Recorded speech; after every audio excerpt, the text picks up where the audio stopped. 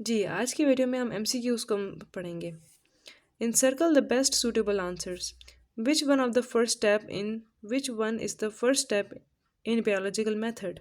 Hypothesis, experiments, observation या deduction। तो जैसे कि हमने पढ़ा जो observations हैं वो biological method में first step है। उसके बाद उसके बाद आता है hypothesis, deduction और फिर experiment। Number 2. What is the correct experiment to know that the plasmodium destroys red blood cells? कौन सा एक्सपेरिमेंट बिल्कुल ठीक है ये जानने के लिए कि जो प्लाज्मोडियम है वह रेड ब्लड सेल्स को डिस्ट्रॉय करता है। Examine the blood of a single healthy person, इससे भी हमें नहीं पता चलेगा। Examine the blood of a single infected person, इस तरह भी नहीं क्योंकि इस तरह हम कंपेयर नहीं कर सकते।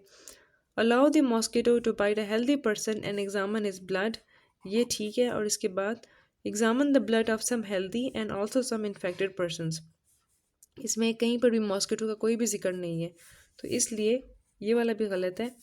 ये वाला सही है कि allow the mosquito to bite a healthy person and examine his blood, हम उस मॉस्किटो को अलाउ करें कि उस हेल्दी पर्सन को बाइट करे और फिर हम उसके ब्लड में देखें कि प्लाज्मोडियम किस तरह रेड ब्लड सेल्स को डिस्ट्रॉय करता है।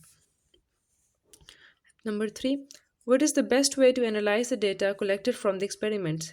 वो तरीका कौन सा तरीका जो है वो एक डेटा को एनालाइज करने के लिए बेस्ट है एक्सपेरिमेंट्स में से।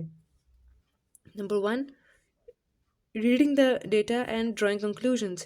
Discussion with scientists. Simple calculations and on calculator, ये तो बिल्कुल भी नहीं। Application of statistical formula. अब ये बात आप हमेशा याद रखें कि जो एक्सपेरिमेंट्स में से जो आप डेटा एनालाइज करते हैं उसको जो बेस्ट तरीका होता है उसमें स्टैटिस्टिक्स का इस्तेमाल होना सबसे ज़्यादा ज़रूरी होता है। साइंटिस्ट से आप डिस्कस कर लें उसमें भी गलतियाँ हो सकती हैं, कैलकुलेटर से तो कुछ भी नहीं होगा। और एक डेटा को आप सिर्फ रीड करें और उसमें से आप कंक्लूजन्स को ड्रा करें तो इससे भी आप उसको एनालाइज नहीं कर सकते। एनालाइज करने के लिए आपको स्टैटिस्टिकल फार्मूलाज की हमेशा ज़रूरत होगी। Number 4. People who slept near smoky fire had less chance to suffer from malaria. Why? जो लोग आग के करीब सोते हैं उनको मलेरिया नहीं होता, क्यों? क्योंकि जहाँ पे आग लगी होती है वहाँ पे मॉस्किटो स्मोक के करीब नहीं आते और उससे दूर होते हैं। इस तरह जो मॉस्किटोज़ हैं वो उनको बाइट नहीं कर पाते और वो प्लाज्मोडियम उन तक ट्रांसमिट नहीं कर पाते। अब which one of the following is not a characteristic of a hypothesis? इसमें से कौन सा जो है इसमें से कौन सा जो है वो एक हाइपोथेसिस का करेक्टरिस्टिक नहीं हो सकता?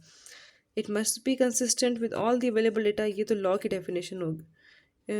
It must be consistent with all the available data, it must be testable, it must be correct. अच्छा, इसमें जो ये वाला है ये बिल्कुल ठीक है, नंबर ए वाला, क्योंकि ये जो डेफिनेशन है ये लॉ की डेफिनेशन है, ये हाइपोथेसिस की डेफिनेशन बिल्कुल भी नहीं है। क्योंकि हाइपोथेसिस जो है वो कंसिस्टेंट नहीं होता, वो करेक्ट होता है, वो टेस्टेबल होता है, उसको टेस्ट किया जा सकता है, उसको हम उसमें से हम डिडक्शंस हम कर सकते हैं, लेकिन वो कंसिस्टेंट नहीं होता, वो गलत भी हो सकता है। अगर उसको उस पर और एक्सपेरिमेंट्स किए जाएँ तो वो हाइपोथेसिस डिसप्रूव भी किया जा सकता है। अगर एक चीज़ अब कंसिस्टेंट होती जा रही है, वो कांस्टेंट होती जा रही है, तो वो हम कहेंगे कि वो लॉ बन चुका है अब। तो आज के लिए इतने एमसीक्यूज़ काफ़ी हैं, अगले एमसीक्यूज़ फिर हम अगली वीडियो में फिर हम पढ़ेंगे। Thank you.